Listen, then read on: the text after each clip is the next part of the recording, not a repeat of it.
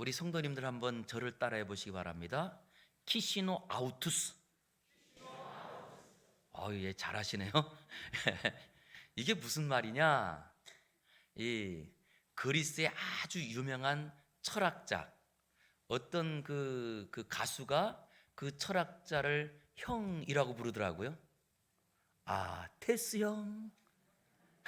아시죠? 그 소크라테스가 했던 말입니다. 그럼 이 말이 키시노 아우투스라고 하는 말이 무슨 말일까요? 이건 뭐 우리가 공부 안 해도 잘 알죠. 너 자신을 알라. 어떤 분은 그러더라고요. 내 꼬라지를 알라. 뭐 이렇게 말하기도 하더라고요. 근데 사실은 이 말이 왜 그 철학자가 하게 됐냐 하면, 우리의 감정에는 여러 감정들이 있습니다. 기쁘고 감사하고 행복하고 이런 감정도 있는데, 그렇지 않고 슬픔, 괴로움, 아쉬움, 이런 것들이 우리에게 일어나거든요. 그런데 그런 것들이 왜 일어나느냐라고 했더니, 과거에 내가 했던 일들이 그때는 정말 잘한 일이라고 생각했는데 지나고 나니까 실수한 거예요. 지나고 나니까 잘못한 거예요. 그것 때문에 슬프기도 하고 괴롭기도 하고 아프기도 하더라. 그런데 그런 일들이 왜 일어났느냐라고 했더니, 그때 내가 내 자신에게 속았더라는 거예요. 그때. 그래서 그때는 잘하는 줄 알고 다른 사람들에게 상처를 주기도 하고 다른 사람들에게 오히려 더 악한 일도 하고 막 그러면서 이게 잘한 줄 알았더니, 지금 생각해 보니까 내가 내 자신에 속아서 그런 일을 했더라는 거예요. 그런데 시간을 돌릴 수 없잖아요. 그것에 대한 안타까움을 가지고 이 철학자가 우리에게 하는 말이 내 자신을 알라, 이런 말이에요. 실제 우리가 살아가는 자리에요, 내가 과거에 좀 사람이 잘생긴 줄 알았어요.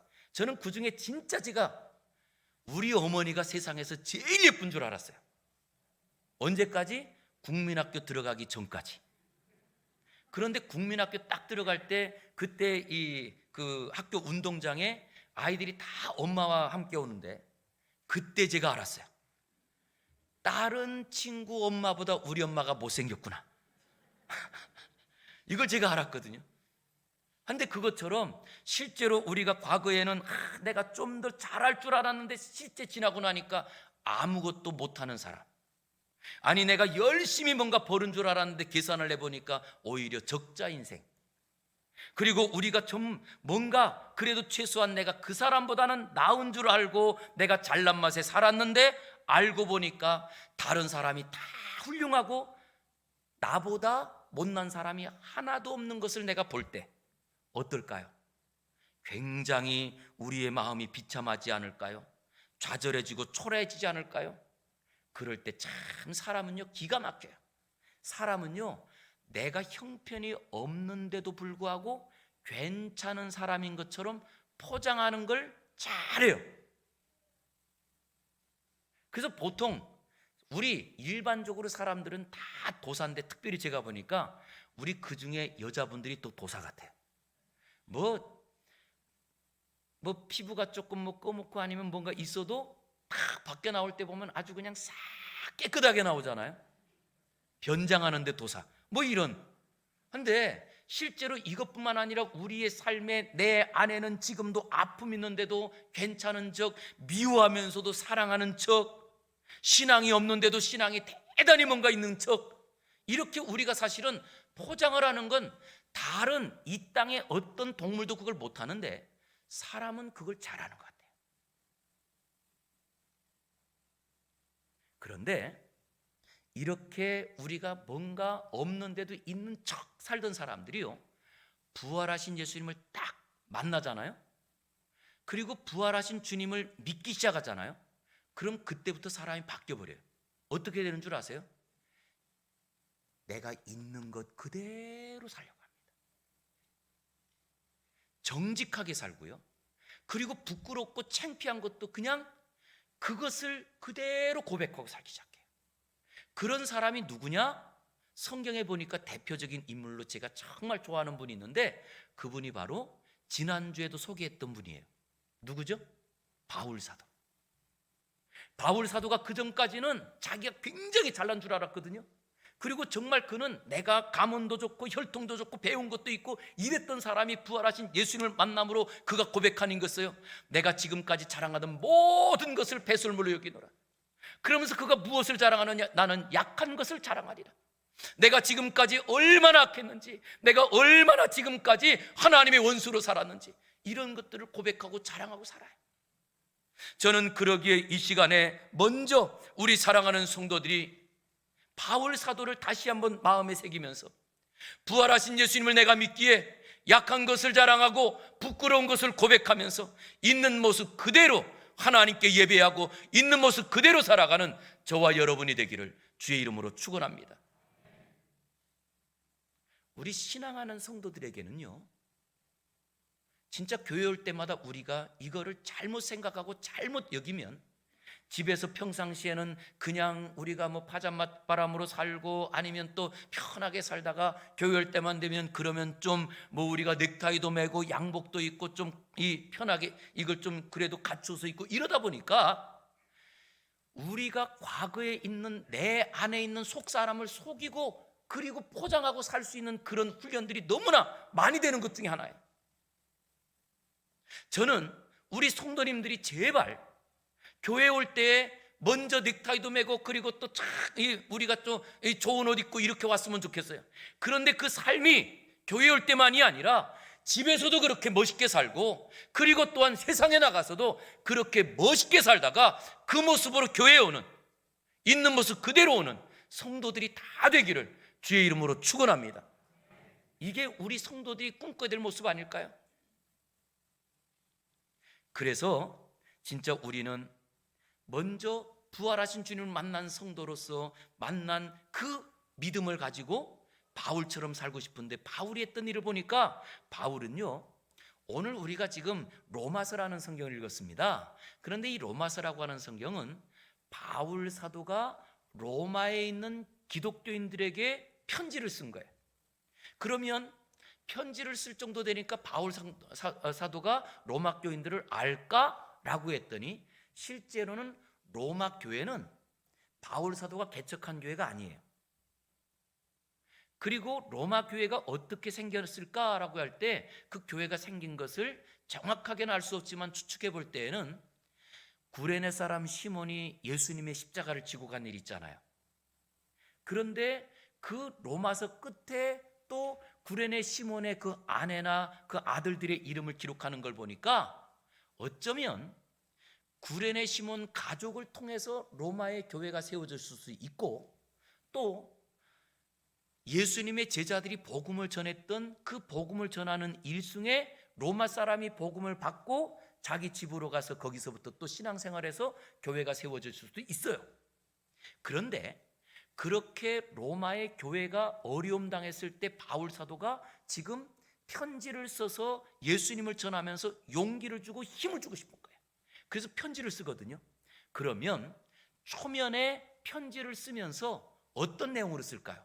좀 내가 약했지만 그런 중에도 내가 믿음으로 살고 잘했던 일, 괜찮은 일, 이런 일들을 좀 더 우리가 부각하려고 하지 않을까요?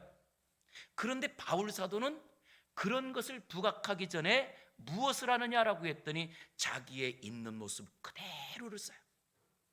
그러면서 그 있는 모습 중에서도 내가 사도로 있고 그럼에도 불구하고 내 속에는 아직도 어두운 면들이 이렇게 많습니다 라고 하면서 자기의 갖고 있는 어두운 것들을 고백을 해요. 왜 그런 줄 아세요? 우리 성도님들 꼭 기억해 주세요. 복음의 능력은 옛날이나 지금이나 진실한 자리에 나타납니다. 우리가 진짜 하나님의 그 은혜, 죽은 자를 살리시는 그 능력을 경험하길 원한다면 제발 정직하게 사시고 있는 것 그대로 말하세요. 그리고 그것을 가지고 사세요.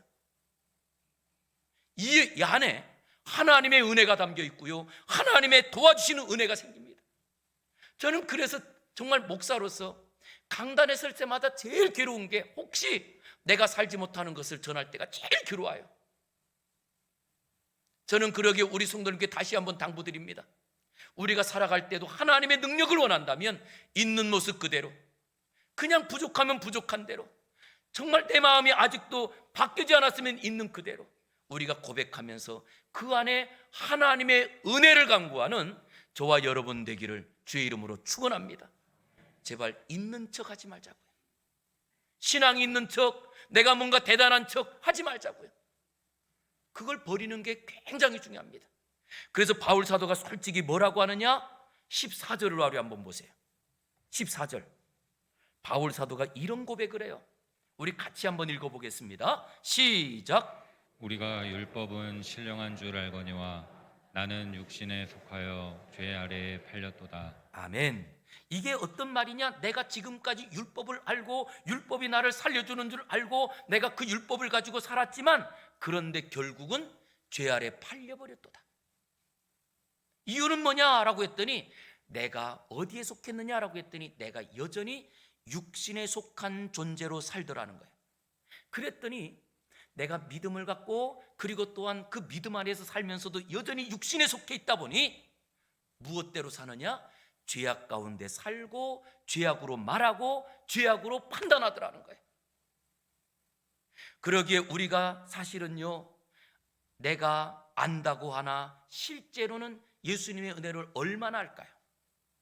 우리가 믿음으로 산다고 하지만 진짜 믿음으로 사는 것이 우리의 삶 속에 몇 퍼센트가 될까요? 우리가 하나님을 온전히 따라갑니다라고 하면서도 하나님 말씀을 따라가는 것이 우리에게 얼마나 많을까요? 그런데 이 바울 사도가 복음을 전하며 사도로서 이 편지를 쓰고 있는 자리에도 여전히 나는 내 모습을 보았더니 죄악 가운데 살고 있다는 거예요. 죄악 가운데. 그 모습을 바라보는데 얼마나 비참할까요?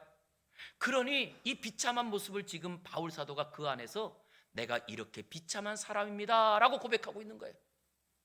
그런데 그 비참한 사람이라고 고백하는 이유를 이거를 설명한 그 성경이 있는데 우리 종교개혁자 마틴 루터가 우리 사람을 소개하면서 이렇게 소개했어요. 우리 인간은 마치 기수에 끌려가는 말과 같다, 이렇게 설명하더라고요. 그게 어떤 말이냐, 표현이냐라고 했더니 말, 기수가 딱 타고 있는 말이, 그랬더니 이 말이 열심히 달립니다. 그리고 또한 서기도 합니다. 그리고 물가에 가서 물을 먹기도 합니다. 그런데 그거를 자기 의지대로 하는 게 아니고 누가요? 자기 위에 타고 있는 기수가 탁 채찍질하면 달리고 고삐 땡기면 멈추고 그리고 물가에 가면 물을 먹고 누구의 뜻대로요? 기수의 뜻대로 달리고 행동하고 먹고 이렇게 하더라는 거예요. 그것처럼 우리 사람이 마치 기수가 타고 있는 말처럼 우리도 내 생각대로 살고 내 판단대로 사는 것 같죠? 아니더라는 거예요. 그러면 내 판단과 내 생각대로 사는 게 아니면 누구의 뜻대로 살아요? 누구의 뜻대로 살아요? 그랬더니 바울 사도 말이에요. 바울 사도는 내가 여전히 욕심대로 살고 그리고 또한 내가 여전히 죄악 가운데 사는데 이유는 알고 보았더니 이미 내가 죄악 가운데 팔려버렸다는 거예요.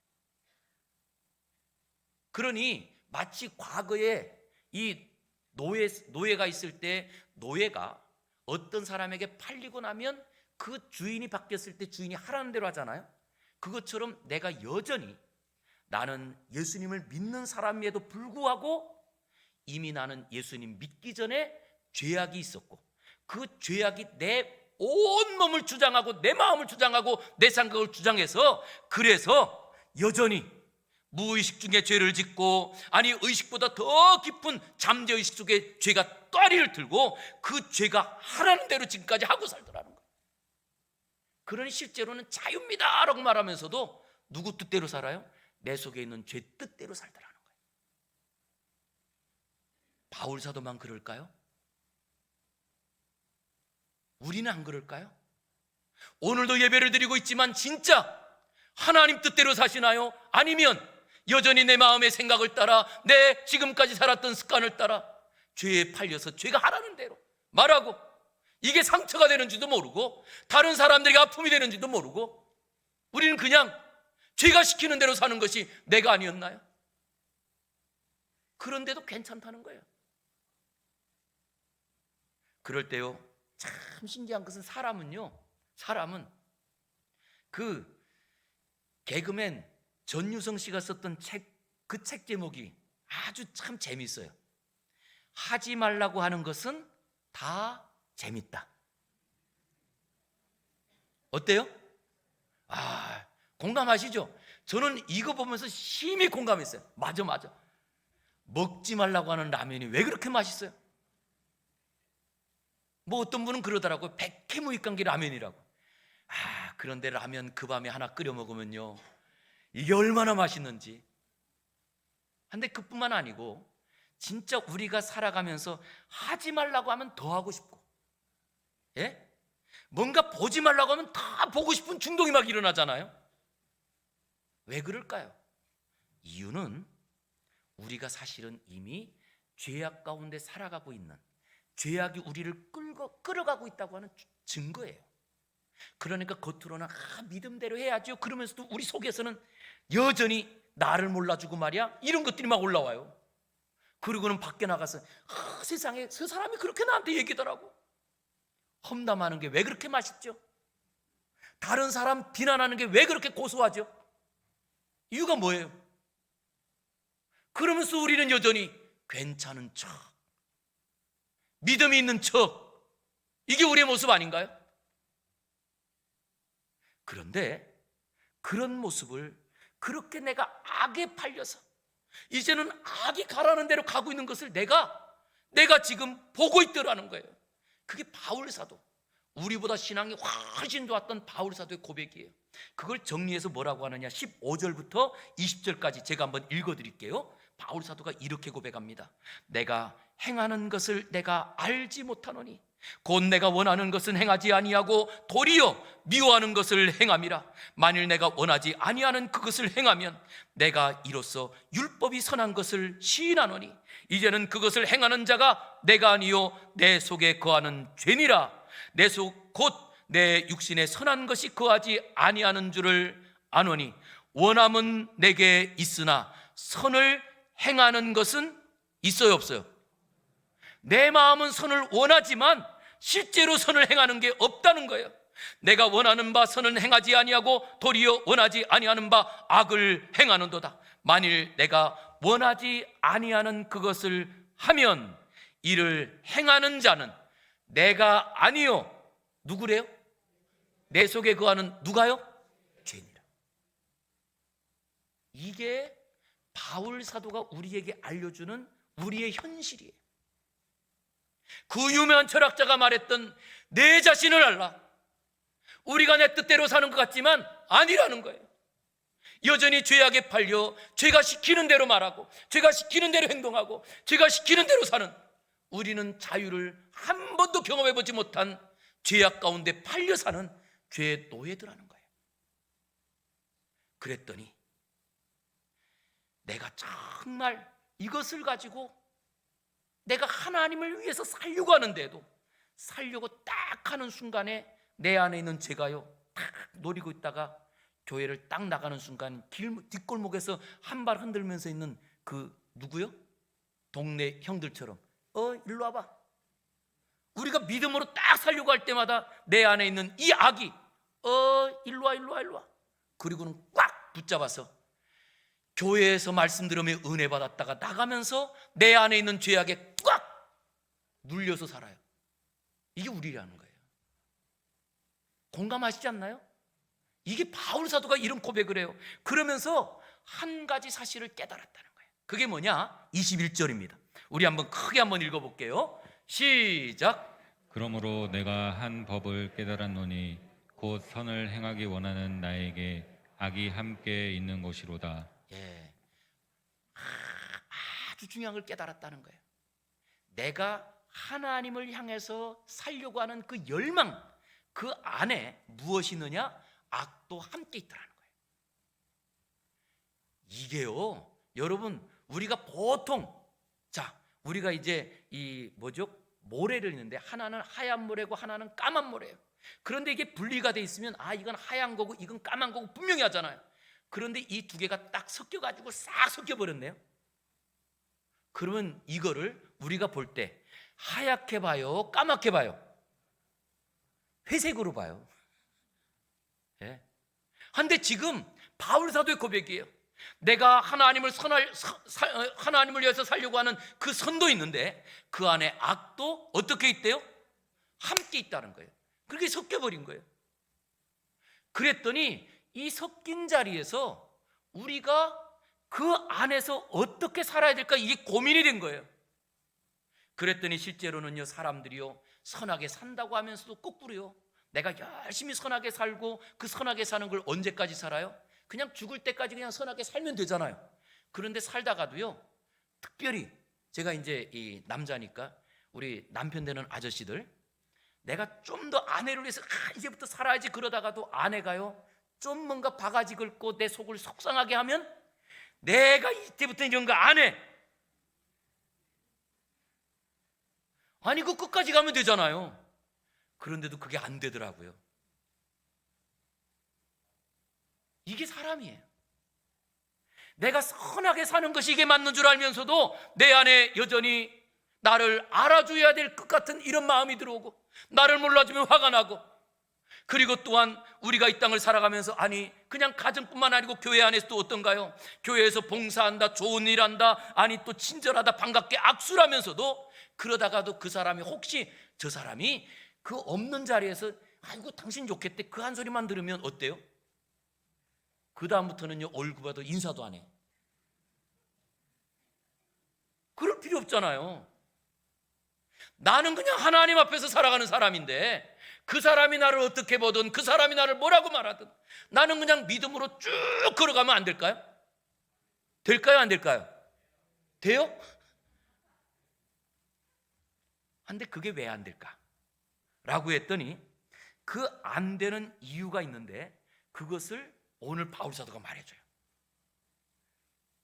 안 되는 이유가 어디 있느냐라고 했더니, 자, 우리 한번 22절과 23절 한번 보겠습니다. 자, 같이 읽겠습니다. 시작. 내 속삼으로는 하나님의 법을 즐거워하되 내 지체 속에서 한 다른 법이 내 마음의 법과 싸워 내 지체 속에 있는 죄의 법으로 나를 사로잡는 것을 보는도다. 지금 안에서 어떤 일이 벌어지고 있대요? 내 안에 하나님을 즐거워하는 내 속사람이 있고, 그리고 또한 내가 태어날 때부터 있었던 내 죄악의 이 본성이 있는데 이 안에 속사람이 싸운다는 거예요. 그런데 싸우는데 누가 이겨요? 싸울 때마다 죄악이 이겨요. 그래서 안 되는 거예요. 그래서 왜 이게 죄악이 이기는 이야기를 성경에서 푸른 이야기가 있어요. 그게 어떤 이야기냐? 아브라함에게 두 아들이 있었습니다. 그런데 첫 번째 아들은 언약의 아들이 아닌 아브라함이 자기가 어떻게 하든지 노력을 해서 그래서 이 아들을 얻어보겠다고 하면서 다른 여인에게 들어가서 하갈에게 아들을 낳은 이스마엘이라는 아들이 있었습니다. 그리고 그 이스마엘이 점점 크는 동안에 15살, 16살 될 때까지 아들이 없다가 하나님께서 이삭을 주었어요.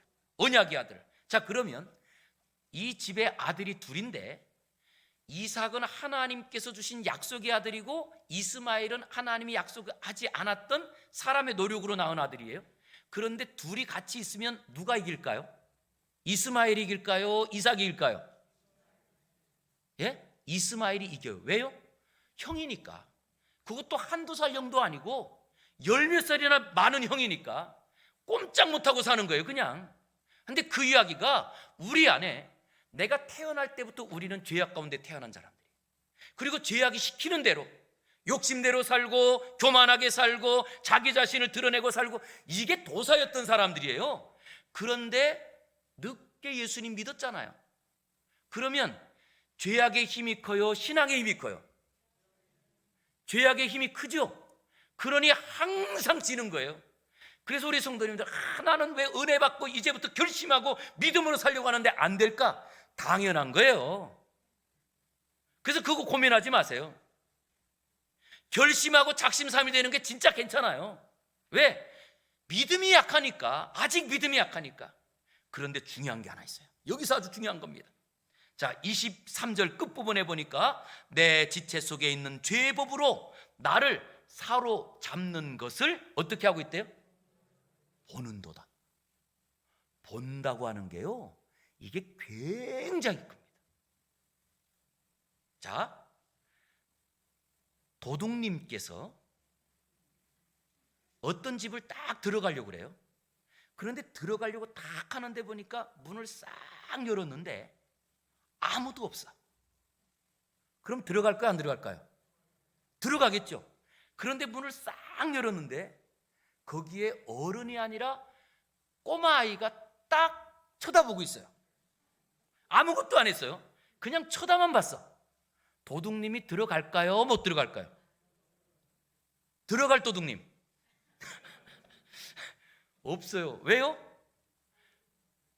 그 아이가 보고 있다는 것은 뒤에 안 보이지만 어른이 있다는 거예요, 없다는 거예요?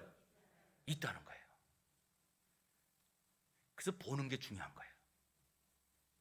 이거를 뭐라고 하냐 하면 자기 객관화라고 하는데요, 자기 객관화는 내 안에서 지금 선한 하나님의 법과 악한 죄의 법이 싸우는 것을 내가 멀리 떨어져서 보는 거예요.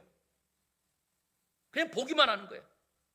보기만 해도요, 이 죄의 법이 이 선한 믿음의 법을 끌고 악한 길로 가는 걸 못해요. 보기만 하고 있어도. 왜냐? 그 자리에 이게 잘못된 것을 내가 알잖아요. 그리고 알려주잖아요. 그래서 우리 성도님들 제발 먼저 다른 사람들이 어떻게 됐냐, 이 사람이 오늘 뭐 입고 왔냐, 저 사람이 뭐 하냐, 이런 거 보고 이런 거 신경 쓰기 전에 내 안을 볼 수 있는 은혜가 있기를 주의 이름으로 축원합니다. 그러고 나면 내 안을 보기만 하면 제일 시간 갖게 내 안에 있어요, 밖에 있어요? 어디 있어요? 내 안에 있어요. 믿음이 없으면서도 믿음이 있는 척, 하나님께 기도도 안 하면서도 하나님께 뭔가 일확천금을 바라는 욕심쟁이가 내 안에 있고, 가장 문제가 난 거예요. 그럴 때 이 내 자신을 발견한 바울 사도가 뭐라고 했느냐? 그때 고백하는 말이 24절이에요. 같이 한번 크게 외치겠습니다. 시작. 오호라 나는 곤고한 사람이로다. 예, 됐어요. 요거만. 오라 나는 곤고한 사람이로다. 이게 어떤 고백이냐? 바울 사도가 자기가 지금까지 정말 율법을 따라서 열심히 살았는데 오히려 그것이 하나님을 대적하는 일이었고, 그리고 예수 그리스도의 부활을 오히려 망치는 길이었고, 인류의 구원을 망치는 길에서 자기가 자기 자신을 본 거예요. 깨달았단 말이에요. 이제는 내가 믿음으로 이제는 부활하신 주를 만났단 말이에요. 그런데도 불구하고 여전히 내가 하는 것은 악이요 교만이요 다른 사람들을 오히려 정죄하는 일을 지금도 내가 여전히 하고 있더라는 거예요. 믿기 전이 아니에요. 믿은 후에. 예수님 믿은데도 불구하고. 왜? 그리고 가만히 보았더니 내 속에 죄의 법이 더 커서 이 죄의 법이 나를 은혜 받고 내가 결단하고 하나님 뜻대로 가려고 할 때마다 불밤 주고 잡아서 끌어가더라는 거예요. 그럴 때 우리 성도님들 꼭 해야 될 것은요, 그걸 먼저 보기만 해도 내가 정말 죄인이구나. 그러면서 우리가 얼마나 타락한 존재고 얼마나 악한 존재인지 보이는 사람마다 꼭 고백하는 한마디가 있어요. 나처럼 악한 사람이 없다고. 그래서 바울 사도가 고백한 것이 오라 나는 곤고한 사람이로다. 이 곤고하다라는 것은 밤에 잠을 자려고 해도 잠이 오지 않는다, 이런 말이에요. 밤에 잠을 자려고 해도 내가 지금까지 살았던 이 과거의 삶이 얼마나 악하고 얼마나 교만하고 이것이 보이는 거예요. 그렇기 때문에 우리 성도님들 꼭 기억하시기 바랍니다. 오늘 우리가 그냥 이 자리에 있다는 것이 은혜예요. 문제 중에 제일 큰 문제를 갖고 있고 악 중에 가장 교만한 나를 그래도 하나님이 부르셨기에 이 자리에 있고, 그리고 하나님께서 우리를 택하셨기에 우리가 그래도 하나님 섬긴다고 그러면서 이 자리에 지금 서 있잖아요. 목사가 제일 불쌍하고 제일 교만하고 악한 사람임에도 불구하고 이 자리에 서 있잖아요. 저는 그래서 늘 설교할 때마다 고백하는 것이 감사합니다.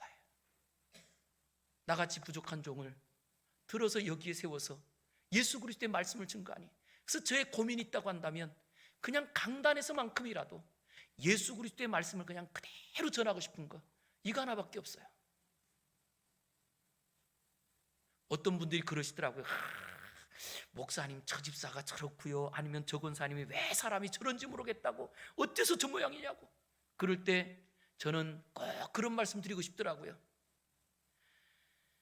진짜 그래도 그분이 예수님 믿으니까 그만한 거예요. 예수님 믿으니까 그래도 그나마 그 정도인 거예요. 예수님 안 믿었으면 더 큰일 날 뻔한 거예요. 그래서 우리 성도님들이 해야 될 게 뭔 줄 아세요? 우리 어떤 성도님들이, 아니 우리 주변에 있는 성도님들이 믿음으로 뭔가 하나를 결단하잖아요. 그럴 때는요, 응원을 많이 해줘야 돼요. 왜냐? 지금 내 안에서 부단히 싸우면서 그 죄악의 악의 그 권세가 우리를 눌러 잡으려고 할 때도 내가 이걸 이기고 지금 하나님 말씀대로 예배하는, 그래서 오늘 이 자리에 예배하러 올라온 성도들 중에 진짜 우리 남편이 와가지고 졸기만 하는데도 괜찮아요? 정말 당신 때문에 내가 힘이 난다고 그래 주세요. 괜히 꼬집지 말고. 예? 괜찮아요. 진짜 우리가 할 것은 믿음으로 하나만 결단하고 믿음으로 하나만 해도 응원하고 잘했다고 이래야 되는 거예요. 그런데 거꾸로 하시는 분들이 꽤 있더라고요. 뭔가 하면 아이고 자기가 뭐 얼마나 잘났다고, 아이고 자기가 있으면 뭐 얼마나 있다고, 뭐 이러면서 거꾸로 믿음으로 하려고 하는 걸 거꾸로 다 막는 일. 우리가 해서는 절대 안 되는 일이에요. 왜냐? 그 안에서 얼마나 영적인 전쟁이 심한가요?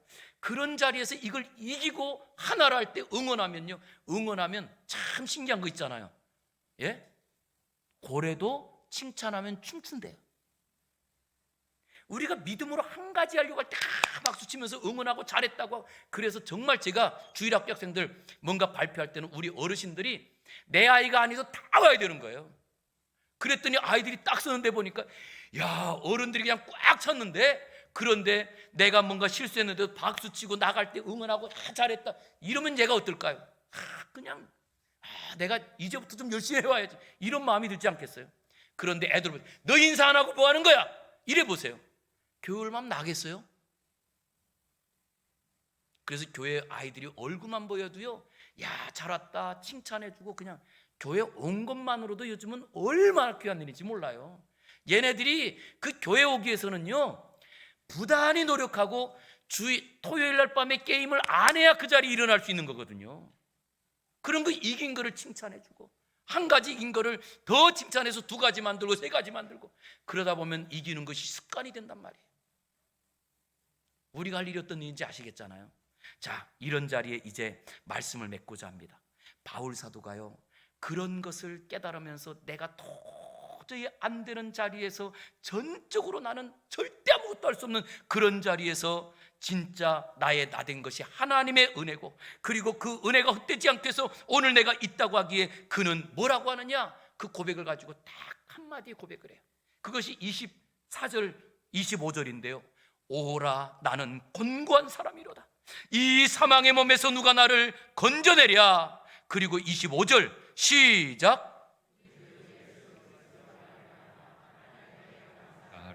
할렐루야.